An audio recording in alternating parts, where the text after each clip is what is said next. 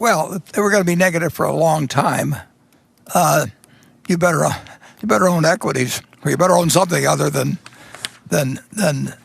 debt. I mean, it's remarkable what's happened in the last 10 years. I've been wrong in thinking that you could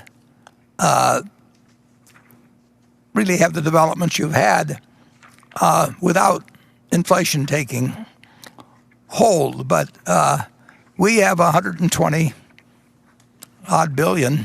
Well, we have some almost very high percentage in Treasury bills, some and some just in cash. But those Treasury bills are paying us virtually nothing now. They're a terrible investment over time, but they are the one thing that when opportunity arises, it will arise at a time, and maybe the only thing you can look to pay for those opportunities is the Treasury bills you have. I mean, the rest of the world may have stopped.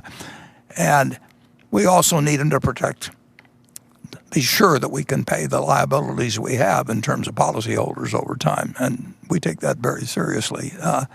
So if the world turns into a world where you can issue more and more money and have negative interest rates over time, I'd have to see it to believe it, but I've seen a little bit of it. I've been surprised. So I've been wrong so far.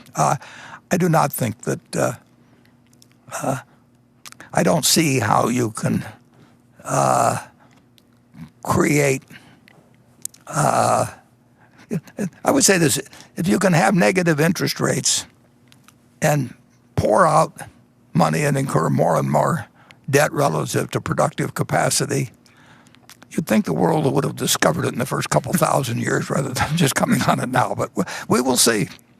It's probably the most interesting question I've ever seen in economics. Is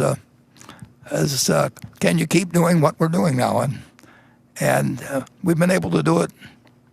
The world's been able to do it for now a dozen years or so.